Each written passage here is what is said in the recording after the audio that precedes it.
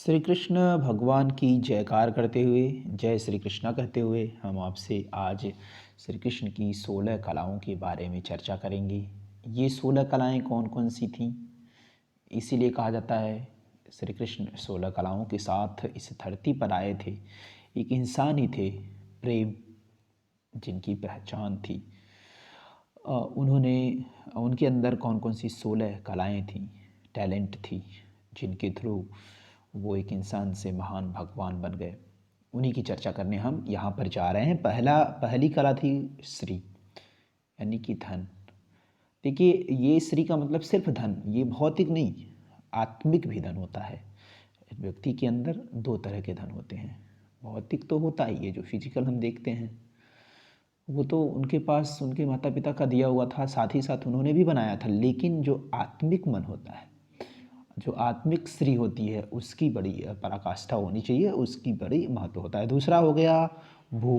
भू तो भूमि से संबंधित है, भूमि होती है जिसे हम अचल संपत्ति कहते हैं। तीसरी कला थी उनके अंदर कीर्ति। कीर्ति का मतलब हो गया, कीर्ति का सेंस क्या हो गया? यश। जिनकी कीर्ति फैली हो पूरी धरा में, वो कहलाते हैं कृष्ण। यश चारों दिशाओं में, आप कह सकते हैं 10 दिशाओं में। चौथी कला जो थी वो थी वाणी की। वाणी में सम्मोहन था, विनम्रता थी। तो ये उनकी चौथी कला थी। वाणी सम्मोहक थी, विनम्र थी। तो 4 कलाओं के बाद हम नेक्स्ट बात करते हैं पांचवी कला। जो पांचवी कला थी कृष्ण जी के अंदर, वो थी लीला। लीलाधर तेरी लीला तेरी जय होवे। यहाँ पे लीलाएं कहते हैं ना,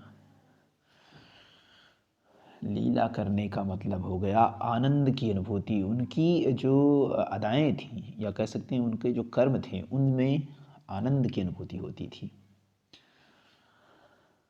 छठी कला थी श्री कृष्ण की कांति। कांति माने होती है सौंदर्य।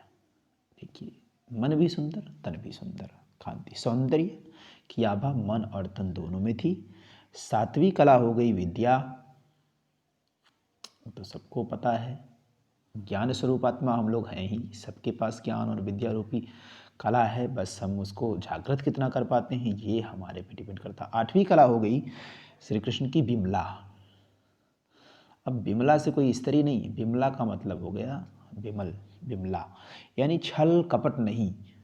छल कपट नहीं होना चाहिए, एक सा व्यवहार सभी के साथ करने वाला, वो आठवीं कला थी श्री कृष्ण भगवान की। तो इन 8 कलाओं के अलावा 8 और कलाओं के बारे में हम आगे जानेंगे, देख लेते हैं।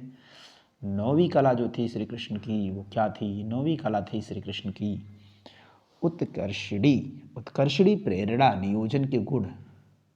उत्कर्षिणी यानी कि कैसा? उत्कीर्ण करने वाला, यानी उनकी जो कार्य होते थे ना, वो इंस्पिरेशनल होते थे, प्रेरणादायी होते थे। और 10वीं कला हो गई नीर क्षीर विवेक। नीर क्षीर विवेक यानी कि नीर और क्षीर के बीच का विवेक का ज्ञान होता था, जिसे हम कह सकते हैं विवेकी पुरुष। निर्णय करने की क्षमता बहुत अच्छी थी उनके अंदर। 11वीं कला हो गई श्री कृष्ण की क्रिया, कर्मण्यता। कर्मण्यता यानी कि कर्म। कर्मण्यता का मतलब हो गया कर्म से। कर्मण्यता का अर्थ हो गया कर्म। 11वीं कला।